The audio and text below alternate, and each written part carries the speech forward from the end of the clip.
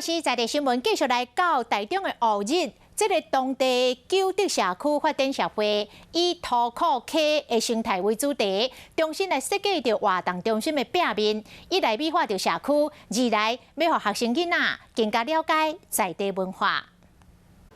白龙市的土者边个有民众伫网拉兼洗库，九德社区发展协会发挥创意，利用泰鲁甲泥塑表现出土库溪甲地形的生态，让这个壁面变甲加真活泼。